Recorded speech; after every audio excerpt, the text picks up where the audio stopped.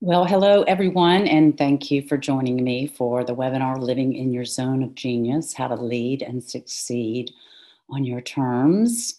A couple of you have already chatted, and so you know where that function is. If you don't know where the function is, the chat function is, just move your mouse around your screen until you see the icons pop up, and you will see mute, and I've got everyone muted right now, and then you'll see Q&A, and you should see a chat function or a more button with three little buttons. You can click there, and then you can ask questions. And there is going to be an opportunity for everybody to ask questions.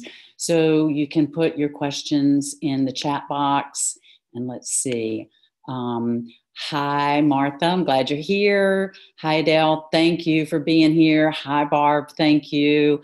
Hey, Annie. Thank you all so much for being here. I really appreciate it. If you can't stay for the whole time, that is fine. This is being recorded, and so you'll be able to watch the rest of it at your leisure. I will send the recording out.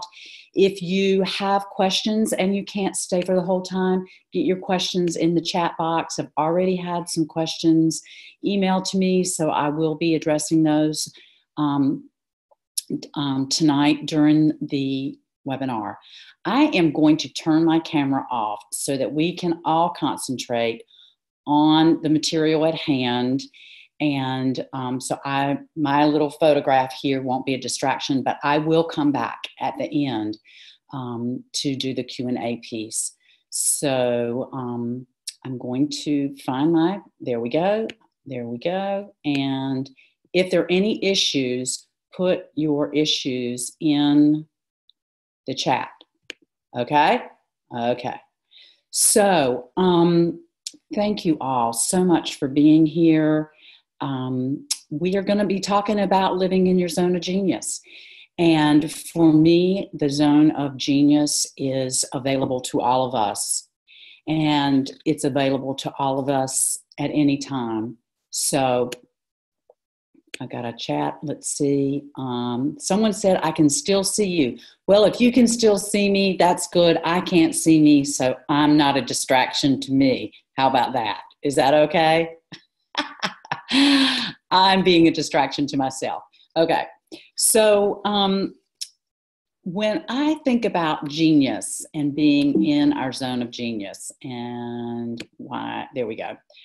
I think about, and of course I, looked this up from a lot of different sources, in our brilliance, our innate wisdom, the intellect that we all bring, what makes each of us uniquely exceptional, how we all bring our own talents and abilities to the table, how creative we are, how talented and clever and skillful we are. So, we all have these gifts, these talents that we bring, and that's our innate genius. We just have to remember them. We can, of course, continue to learn and study and be always the student. Yet, I want us to know that the genius already resides within all of us. It's there. And we just need to tap into it. And we can tap into it at any time. And so I'd just like to invite us to sit in stillness for a moment and gaze upon this image, which for me says infinite possibilities and what is the genius within each of us. And it's for me a melding of you and your higher self and your divine presence and your unique mind, capital M,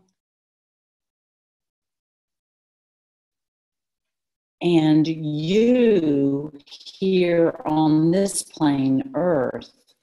And just as you gaze at this image, what comes to mind for you of what is the genius within you?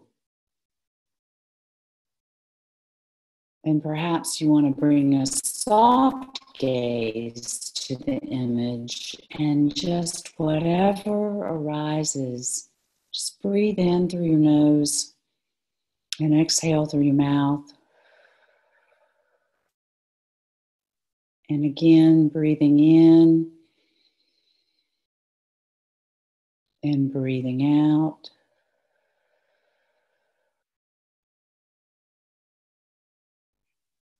And breathing in, whoops, and breathing out.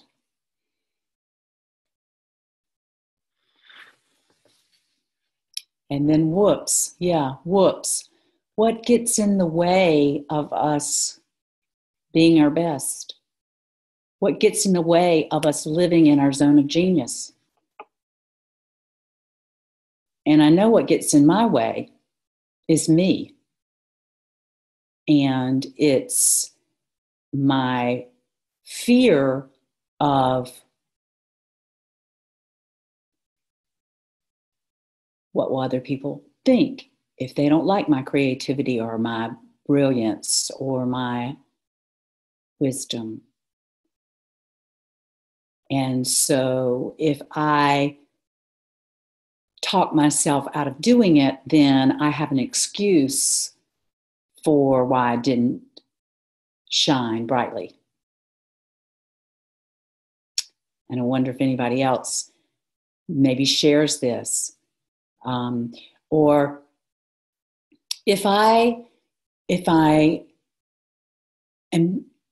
my very best self, then I'm going to be neglecting something else. And so I feel guilty.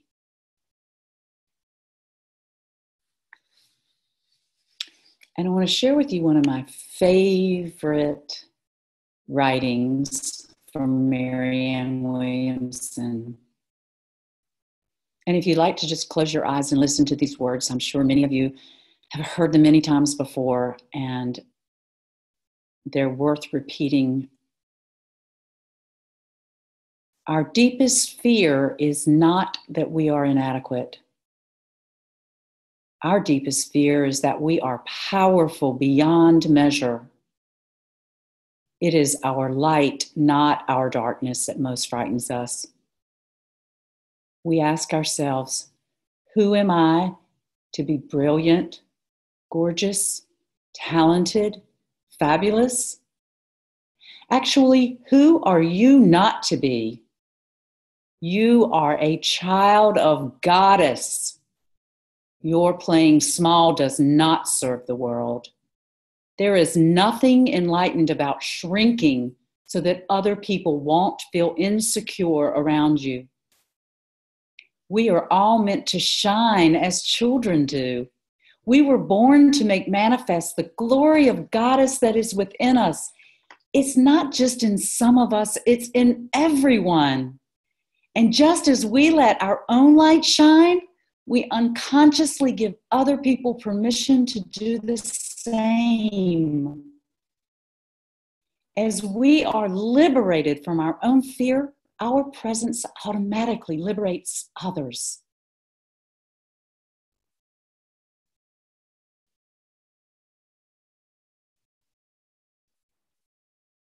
Let that sink in.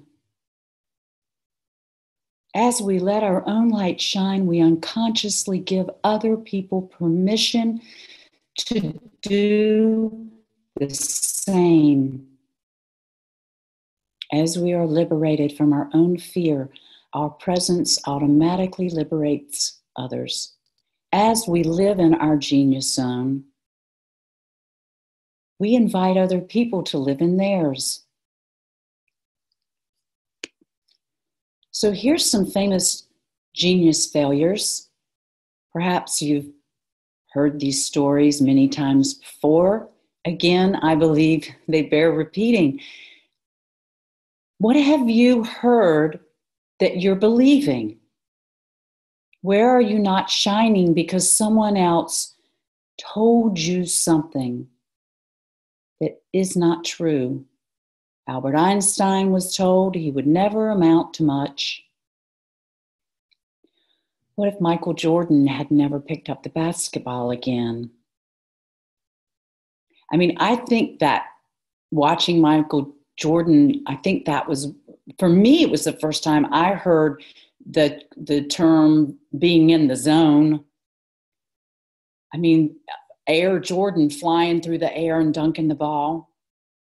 What if we'd never seen that, particularly as Tar Heel fans? And Walt Disney, fired for lacking imagination and having no original ideas.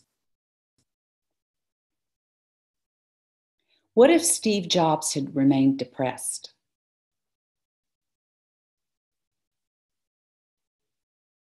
And Oprah Winfrey,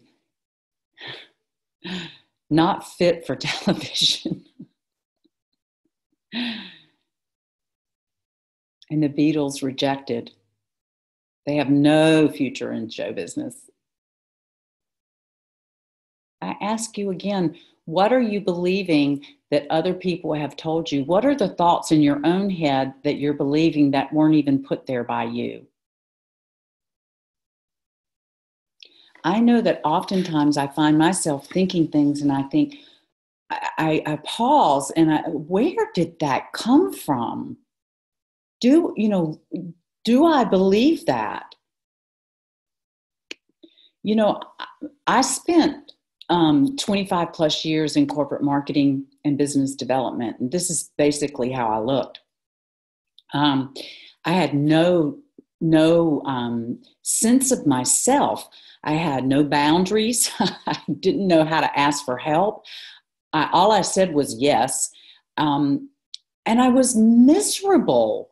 And I did believe everything that everyone told me. I was operating on I don't know what, but it wasn't on my own sense of self-worth. And it wasn't until I finally, I worked out every morning. This was a thing I remember someone saying, well, if you'd worked out and, you'd done this and you'd done that. Well, I worked out like a maniac. But I finally joined a new gym and I accidentally walked into a NIA class. And a lot of you know this story. And I thought I was going into a yoga class and I padded in with my little yoga mat. And this woman, she grabbed me by the arm and she said, oh, this isn't yoga, this is NIA, but don't worry, you're going to love it. And I thought, you don't know me. What do you mean I'm going to love it? But the next thing I knew, the music came on and this woman's voice said, spiral your wrist, free dance. And my body just responded and I was spiraling my wrist and I was free dancing around the room and tears were streaming down my face. And I thought, I'm home. This was a body I'd not been listening to. This was a body racked with ulcers and irritable bowel syndrome because I ignored her so much in everything that I did because I thought I had to perform to other people's ideas of perfection. And when I woke up to NIA, I went home to the man that's now my ex-husband and said, I'm going to be a NIA instructor. He said, what's that? I said, I don't know. And I'm now a black belt. And NIA is a conscious movement practice that showed me just how I could hear my body and showed me how toxic my life was. That led me to my energy therapy lineage, which has a dedication to mindfulness and meditation, which I believe are the sustainable practices that lead to me living in my genius zone, that help me to slow down and get very clear about what's important, get very clear about what I want to say yes to, which is me first, which is not selfish, and what I want to say no to, and to get perspective on what's important. And as sick as I was in corporate, when I was faced with real life challenges like a divorce and breast cancer, I handled it a lot more in much more healthy ways and with a lot more grace and ease using Nia and mindfulness and meditation and self-care, because I had strong boundaries in place, because I had self-care practices in place, because I had a strong community, because I was living my life in my genius zone. I was realizing when I wasn't in my genius zone and then shifting back in. Now, we can call it genius zone. We can call it as living in our essential best. We can call it whatever we want. I call it living in our genius zone. So I love the image of the turtle because so often in our culture, we're told that we need to go really, really fast in order to be successful. And how are you going to lead and succeed if you're not going fast? Well, you know, back to Michael Jordan, he didn't get into his zone. And most athletes, like we just saw in the Olympics, they don't learn how to do those snowboarders. They don't learn how to do all those flips and jumps and spins the first time, you know, down the slope. Michael Jordan, those signature moves, being in the zone, he did those moves really, really slow, hundreds and thousands of times, breaking down each part of the move before he started going really, really fast.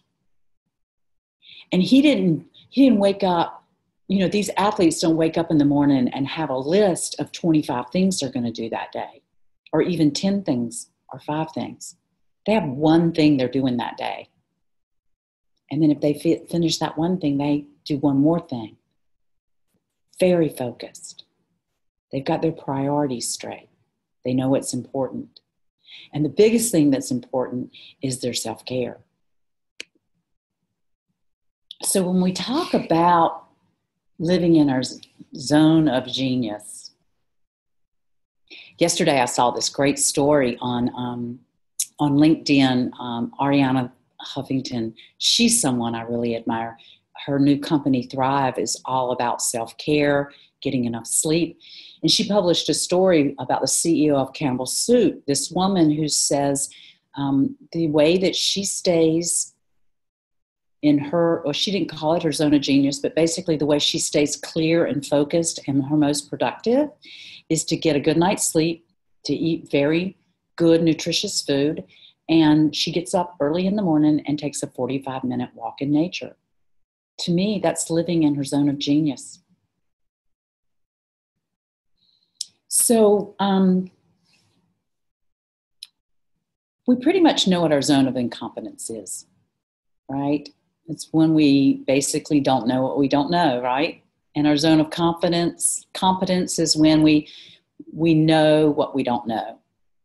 Now, our zone of excellence can be different for different people. It's usually when we feel like we're doing pretty darn good, right? But the thing that these 3 areas have in common for me is that they really pretty much depend on what the outside world is telling us. You know, the zone of excellence for me, when I was in my zone of excellence, it was all kind of based on discipline and willpower. And I think even being in a zone of genius takes, you know, some discipline because, you know, we want to be aware of where we are. But the other 3 for me are really kind of the outside world telling me where I am. Whereas in my zone of genius, I get to decide what that is for me. Does that make sense?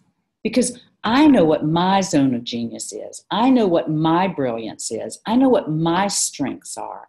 I know what I value. And you need to know what yours are. So I want us to do a little exercise. I hope everyone has pen and paper. And if you don't have pen and paper, I'm going to give you a moment to go get pen and paper. So I'm going to do a little exercise with pen and paper, and 1 piece of paper is fine. We're going to draw 2 little things, and then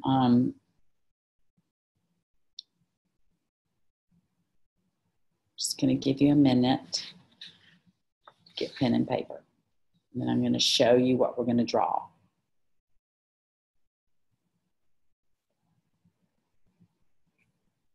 I'm trying to see if there's anything going on in chat, but every time I touch that area, the slide moves forward.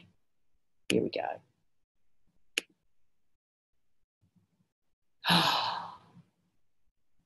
Jellyfish. The beach is my genius. That's beautiful. Beautiful, beautiful. I love that. Someone says that jellyfish see. Okay, here we go. So this is what I want you to take your pen and paper and draw. So you don't worry about the colors. Just draw a circle in the middle and then draw a big cloud around the outside. And on the middle, I want you to put in the characteristics, the feelings, the traits of what it is, how you feel when you're at your very best. Now, in my world of the I Am Way, we call this the essence map. This is what we're playing with right now. And basically, in the orange circle is where you feel your best, how you feel when you're in your genius zone, or how you would feel if you were in your genius zone, if you don't know what the heck I'm talking about.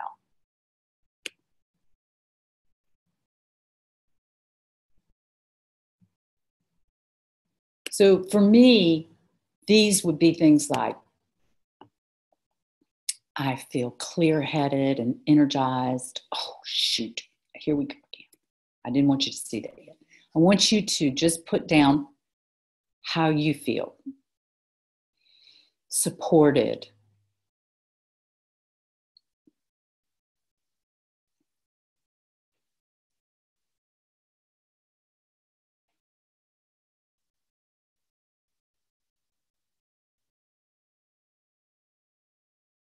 In love and not fear.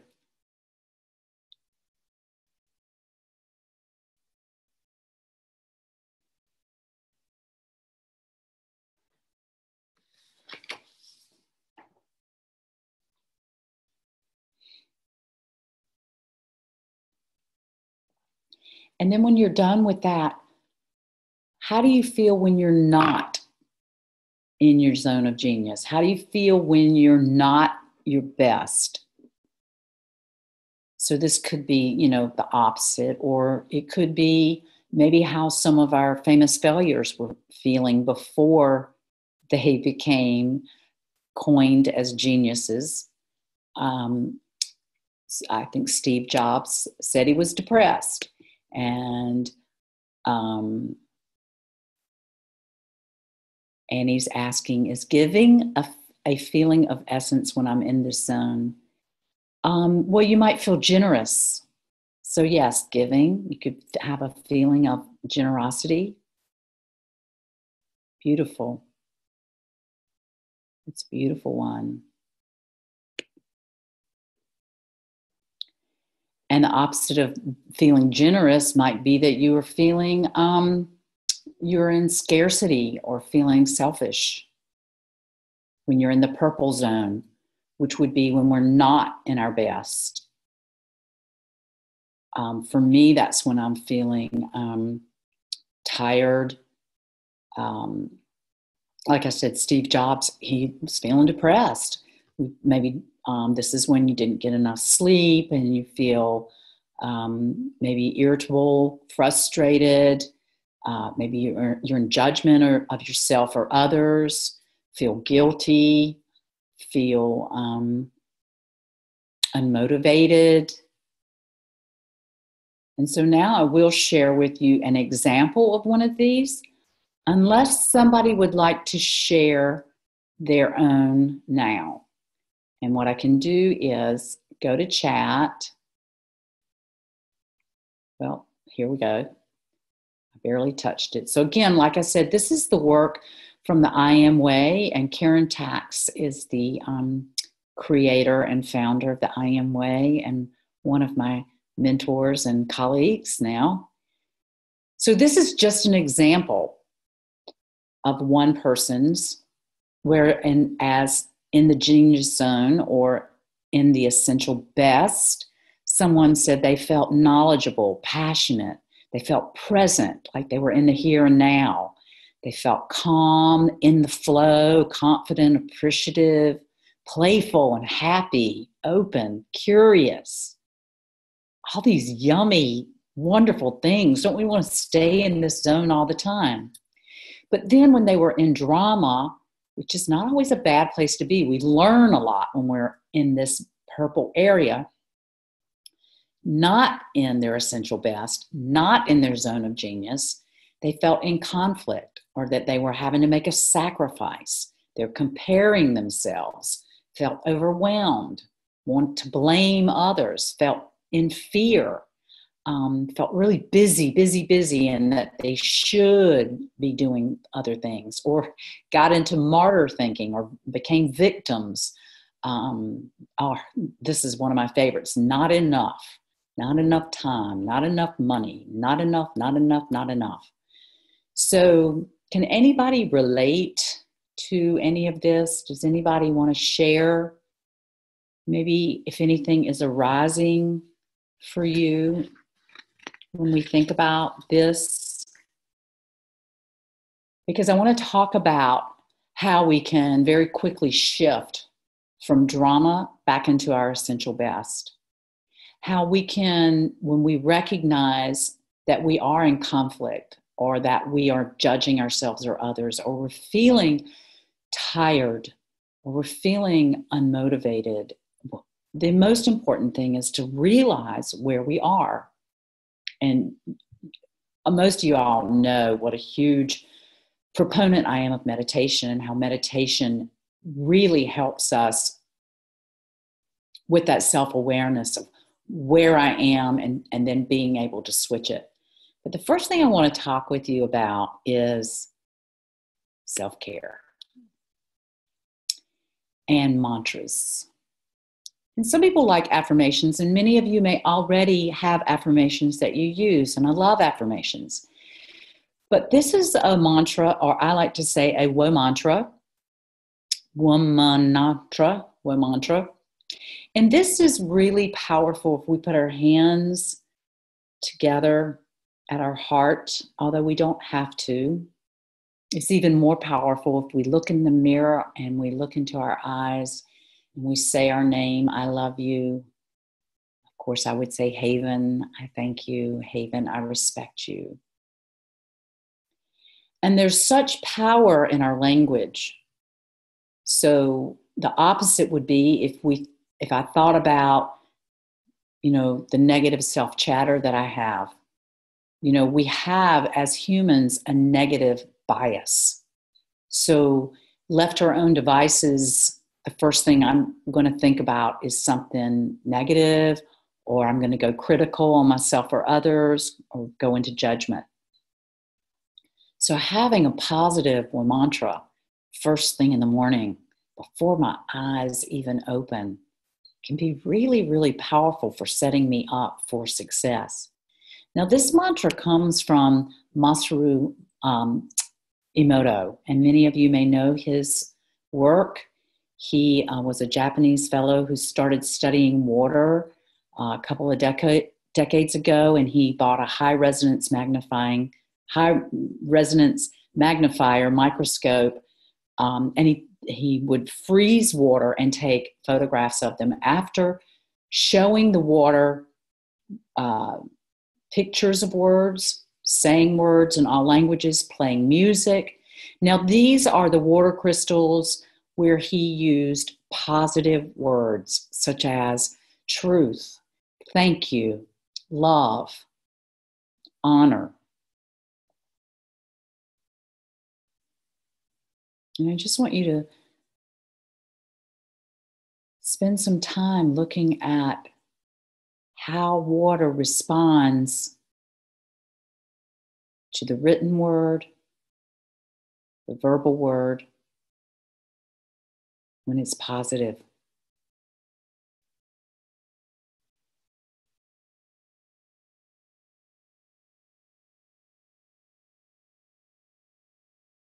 He also spent some time with some not so positive words, like evil, you fool,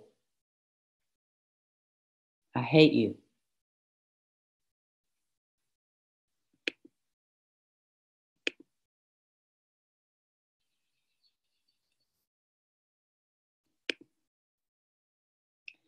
And I want to ask you, what is the language that you use with yourself? What is the chatter?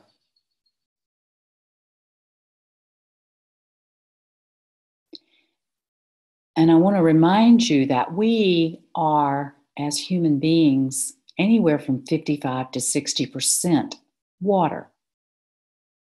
Some of our organs are as much as 80% water. Children have a much higher percentage of water in their bodies, but as adults, we're less. I believe our hearts and our lungs have a much higher percentage of water. So imagine what we are doing to ourselves at a cellular level if we say, that was stupid. Why do you keep doing that? Aren't you ever going to get it right? It just hurts me just to even say that. How about, I'm always learning,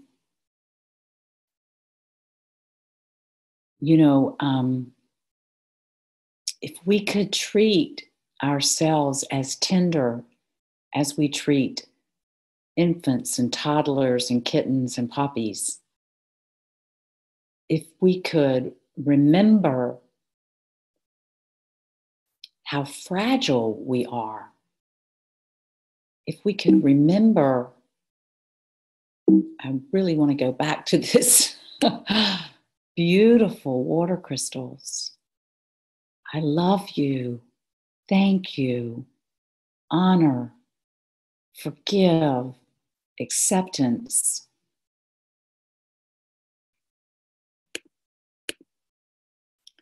So the power of saying your name, I love you, and I hope you'll say it with me to yourself. You can say it aloud because I can't hear you. Say your name, I love you. Your name, I thank you. Your name, I respect you. And you might want to add, your name, I forgive you. Your name, I accept you. And 3 times at least. This is the mantra that Masaru Emoto came up with. I love you, I thank you, I respect you. And we say our names in front of it each time. He had disciples in Japan, and they would say this mantra over polluted waters. And then they would test the waters, and the waters would be clean. He did fascinating work, and he has a number of books that document his work, where he had orchestras play music to waters, and he took photographs of these waters. So just amazing work. And so the power of the language that we speak to ourselves, the power of how we treat ourselves. This is just one little teeny tiny piece of self-care, as you know. Where can our heart be if we're in gratitude? It's very difficult to be in guilt and fear, very difficult to be negative when we're in appreciation and gratitude. I invite all of my clients to begin their day with giving thanks for 3 things and ending their day with gratitude. So a lot of times before I even open my eyes in the morning, I'll think of 3 things that I have gratitude for. And then at night, I actually write down 3 things that I'm appreciative for. So when we're in gratitude, it's very difficult to be negative. And when we have so much love and appreciation and respect and acceptance of ourselves, it's easy to find things to be grateful for. Another way that I live in my genius zone, and I invite you to begin to live in your genius zone, is to set an intention every day.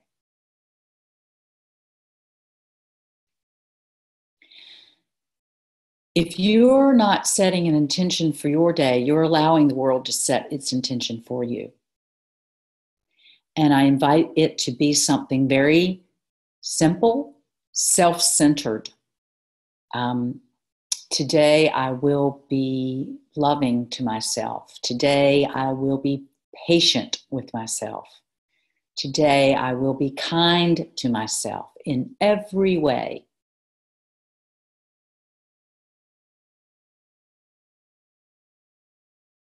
This example has about 9 intentions. It's a little much to begin with.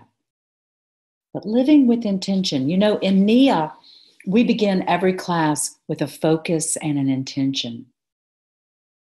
And it really gives clarity to the class. So if you're not clear with your purpose in your life, if you're not clear with why it is that you get up and go to your job every morning, then a real easy place to start is to get clear with why you're getting up out of bed every morning. This morning, I'm going to get out of bed and I'm going to be really gentle with my body. Something really simple, something really loving.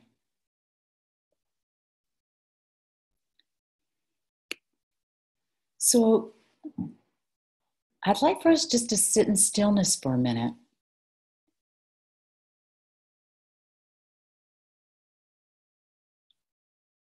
I believe when we sit with our feet on the earth and our eyes closed, and I have a candle flame here in case you would rather sit with a soft gaze.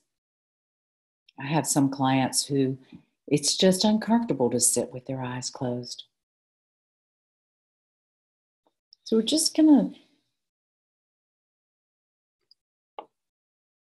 anchor in and remember the restorative power of sitting in stillness, the clarity and focus that it brings. And I'll invite you to begin with 3 conscious breaths. And we'll breathe in deeply through our noses. Exhale completely through our mouths. Again, breathing in, sensing your belly rising, and breathing out, your belly falls. One more time.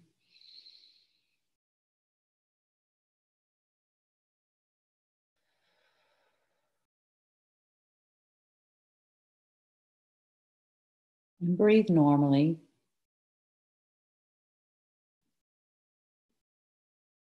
And you can focus in on your belly rising and falling, on your chest expanding and contracting.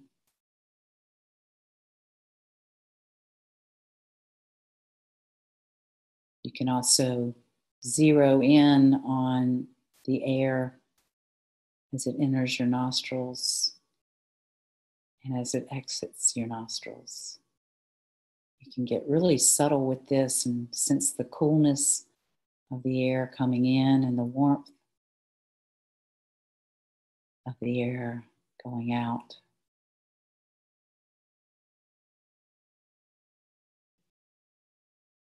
And just sense your feet on the earth.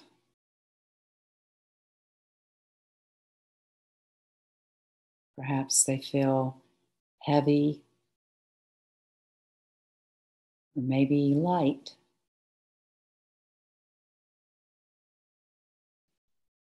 And sense the outsides of your feet and the insides of your feet.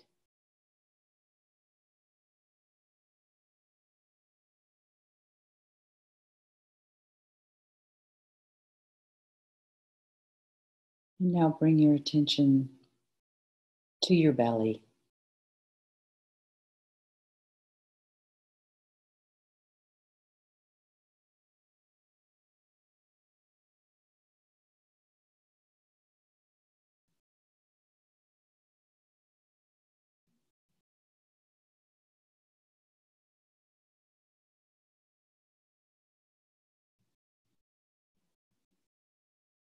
And just notice the natural rhythm of your belly as you breathe.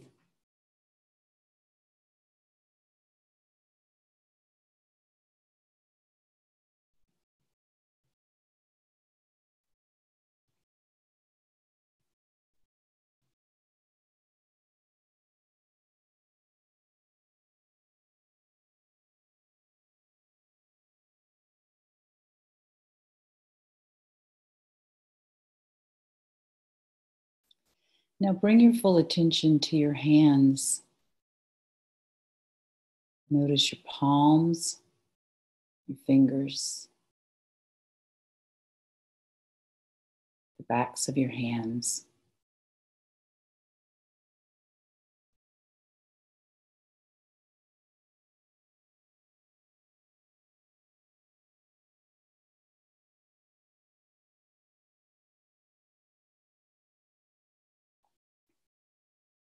Come back again to your feet.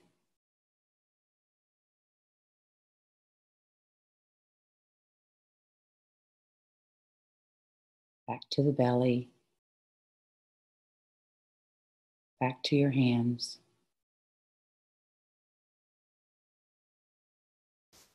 And back to the breath.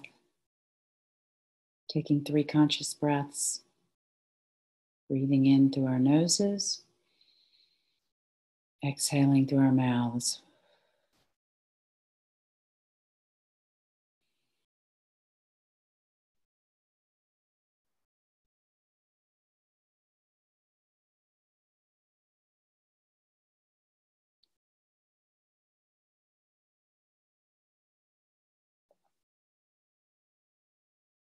And when you're ready, open your eyes.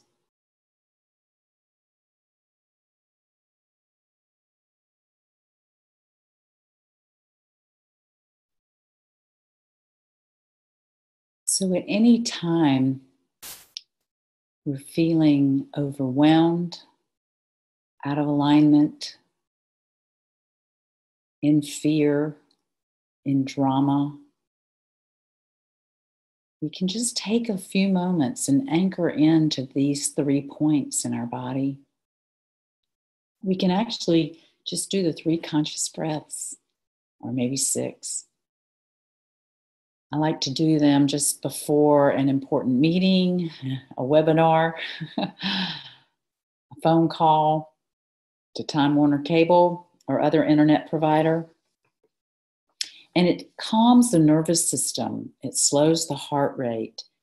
It calms everything. And it really allows us to, when we have this ongoing practice, allows us to have a heightened sense of awareness, so that rather than getting triggered and reacting, when there is some contention, we can stop and breathe, mind the gap, if you will, and decide how we want to respond and stay in our best selves, stay in our zone of genius.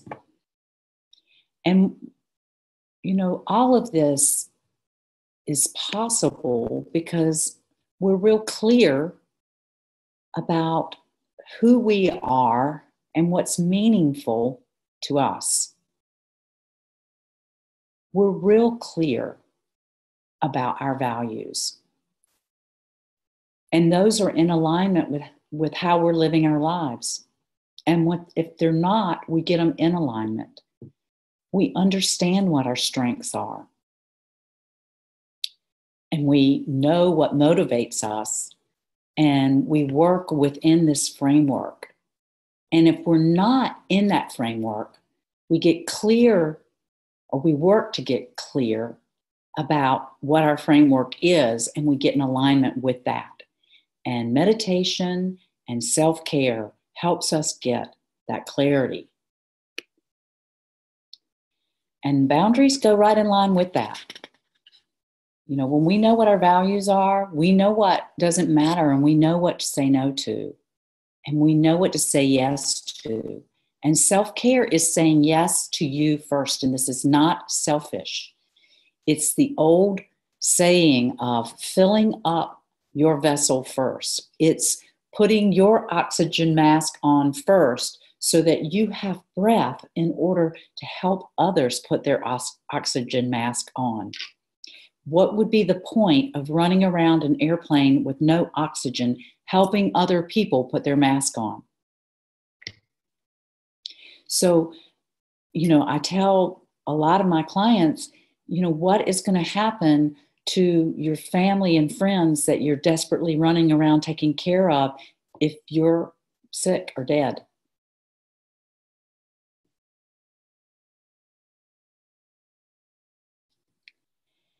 And then we have to get perspective. We've got to get perspective on life. And I beg you not to have a crisis before you get perspective. One of my best friends, her mantra is, it doesn't matter. It doesn't matter. And I ask you, what does matter? And whatever it is that you're worrying about, science, there's actually been some studies that show that 90% of what we worry about never happens. And that we spend like 60% of our brain power ruminating about what already happened that we can't do anything about. So I ask you, will it matter in 10 seconds, whatever it is that you're worrying about? Will it matter in 10 minutes, 10 hours? Will it matter in 10 days, 10 weeks, 10 months? Will it matter in 10 years? We have to get perspective. We have to keep perspective. And when we lose perspective, just get it back. Ask yourself, does it matter? If it matters, pay attention. Stay in the here and now.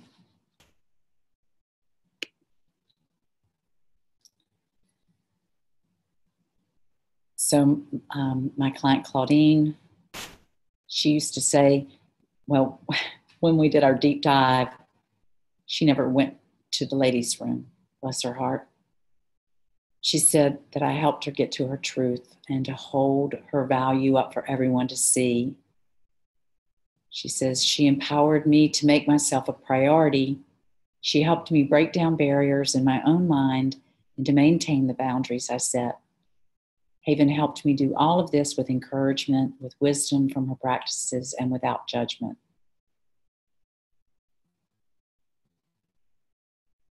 Thank you, Claudine. So another thing that helps us stay in our genius zone, helps me, are the energy allies from Nia. And you will see that these are very much like the 4 agreements from Jose Miguel Ruiz's book. Well, that's because he was a sensei to Carlos Aya Rosas, who is one of the co-founders of NIA. And I just invite you to ponder these. So the 4 energy allies are to speak with impeccability, and that is to speak from I. So I do my best to speak from my perspective about what I have experienced and to speak as concisely and precisely as I can, to do my best to make no assumptions. It's so tempting to want to believe that I know what other people are thinking and doing. It's tied very closely to take nothing personally. Like we're all a star of our own life movie, right? And always do your best. So knowing that my best is going to be one thing when I've gotten a great night's sleep, I've been eating really well, and maybe I just got back from the beach. different from being awakened like I was last week from a fire alarm in the middle of the night and my adrenaline. I couldn't go back to sleep. I was a little bit more sleepy that day, and I took more meditation breaks. So I sort of got back on track. But I can be in my genius zone if I'm not gossiping, which leads me down the path of negativity. If I'm not pretending that I know what everyone is thinking or doing, because it's not about me, that I mind my own business and I do my best.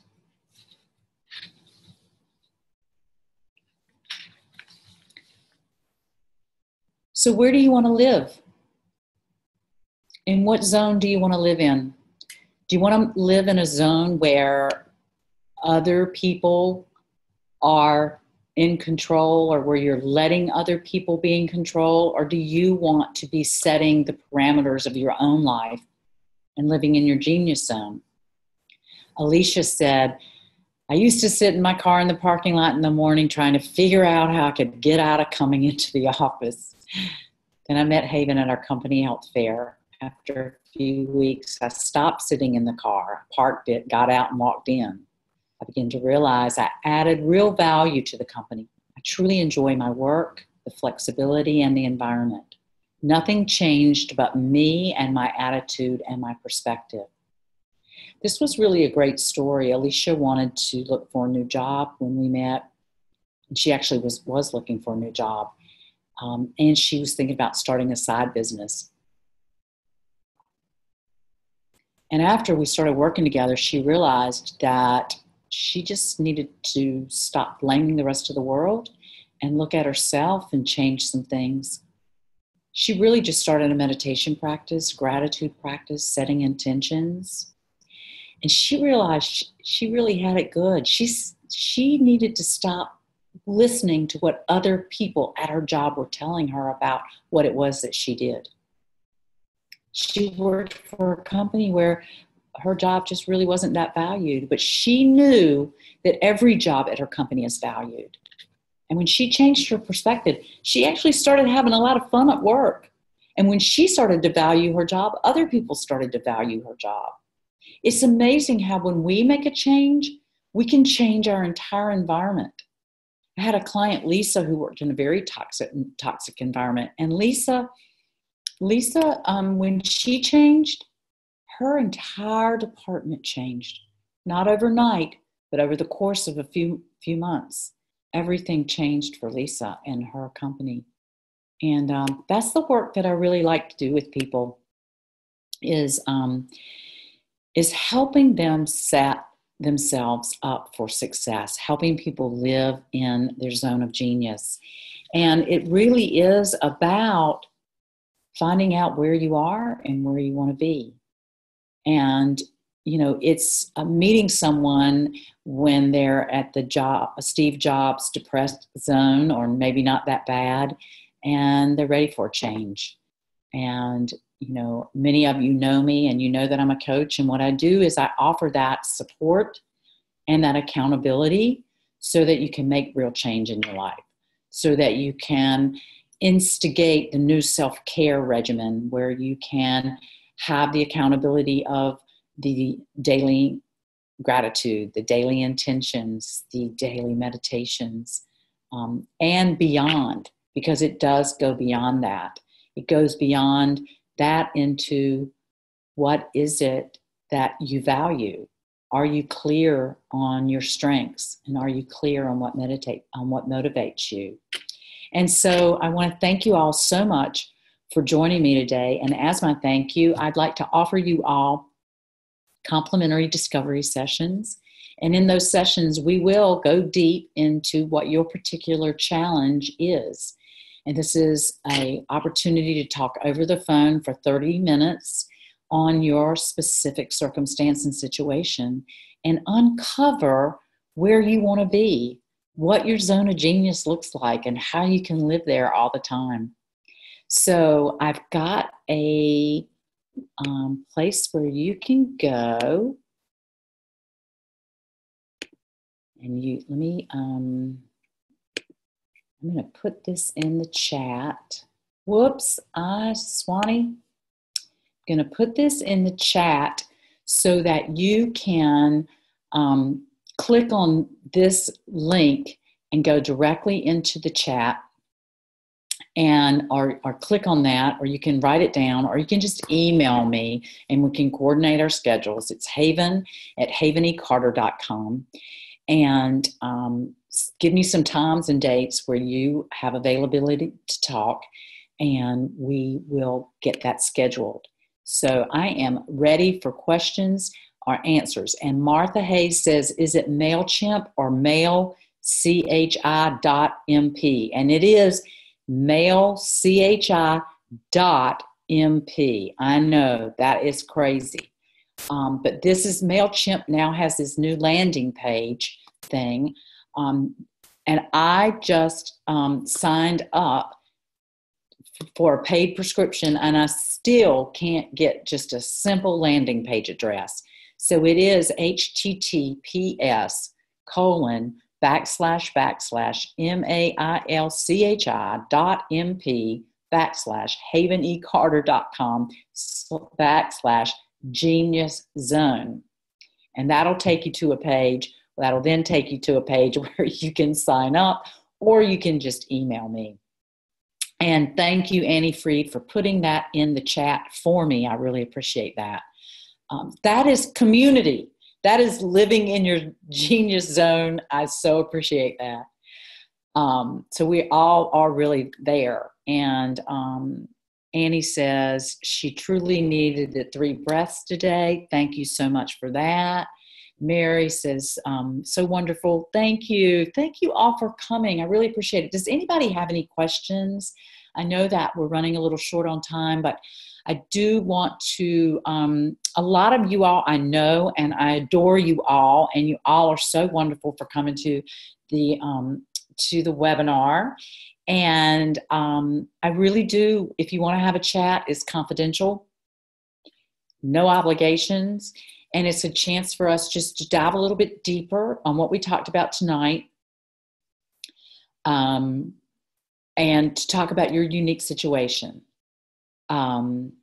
Thank you, Joan, for coming. Thank you, Susan, for coming. Annie says, when you're in victim zone, the 3 breaths will help center. What else can you recommend to do? Yes, when I'm feeling like I'm a victim, 3 breaths will definitely help. What else will help is to ask yourself, what do I get from being what do I get from being the victim? What am I getting from this? I've recently listened to a Dharma talk from Tara Brach, and she said, can I be connected to my higher self? Can I be connected to life force? Can I be a blessing in other people's lives when I'm being a victim? And so, it's that awareness, and being in awareness is that first step. So it's really asking ourselves, what am I getting from being here? And what do I need when I'm here? What is it that I'm looking for? What do I want? So it's that investigation. And when we sit in meditation, this is where RAIN comes in, where we recognize, wow, I'm being a victim. And we allow ourselves just to be there.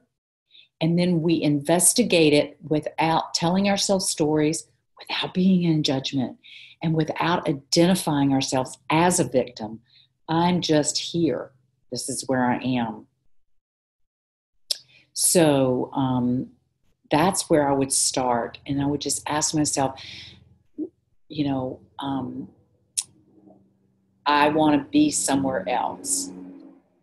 And then it would be great to have a conversation privately about that, to go a little bit deeper, Annie. So I hope that you and I can talk offline. And then Martha has a question. When you're with someone who's in place of negativity, what do we say? Gave the example of not gossiping. What do we do to lovingly shut that down? Yes, that's a great one. My mother taught me something a long time ago. And this is how I handle that is I usually will say, if someone's in a negative place, I'll say, I really am not comfortable saying anything about anyone unless I'm going to say that to their face, and flip it. So if someone's saying something negative about someone, it's, I really have been thinking about that person and how I might be able to help her because it seems that he or she is struggling in that capacity. And it can be really simple, just to not, and sometimes just not say anything. And not to make the person feel bad, because so often in our culture, we get rewarded because it's really kind of the only way we feel like we can connect with someone. So if someone says, wow, I can't believe she has that on, to say, gosh, I wish I could wear it with such flair. And wow, she has the legs for it. Just to really turn it to the positive, just to turn whatever it is into a compliment. And I love that you're bringing that up, Martha, because it's so prevalent, I think. And I just noticed it, on television. It's so, when a couple people get together watching TV, we just start judging and blaming and pointing the finger. And we really just, every time I think about blaming someone, it's like, wow, what do I see in that person that I'm seeing in myself that I maybe need to turn it around? Every time we're getting critical about someone else, it's really about what we see in ourselves. So thank you for that question. Anything else? Yeah, I agree. Television is so negative. Are there any other questions? I'm so appreciative of everyone coming and sharing your evening with me. And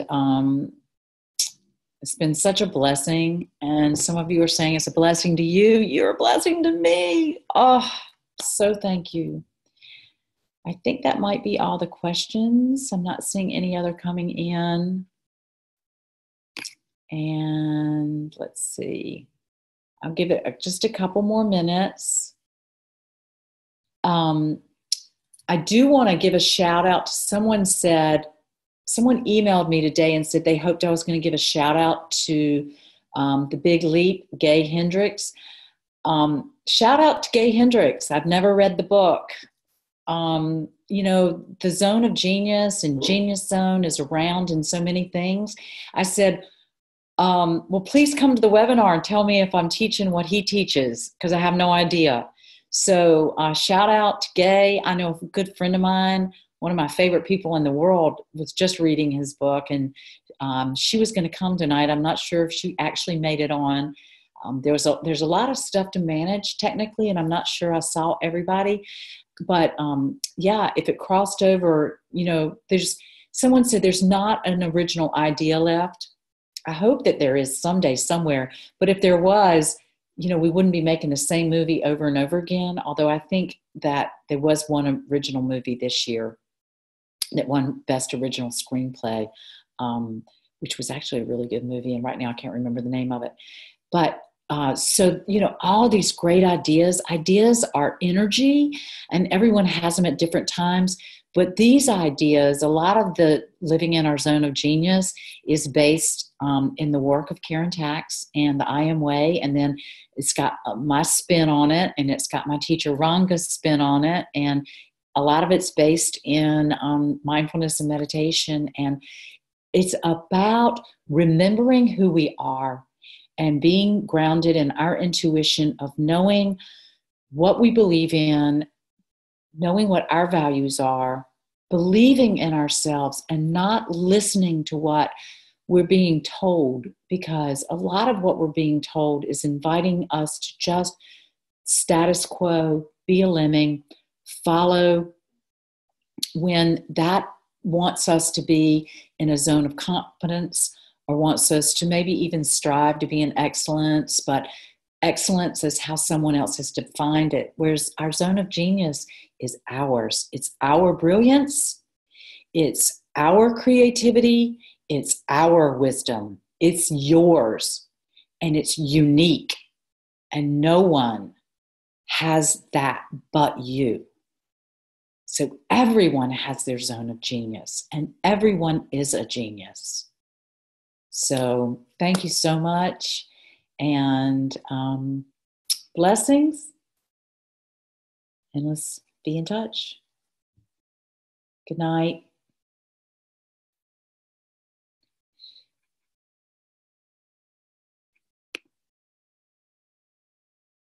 Thank you all.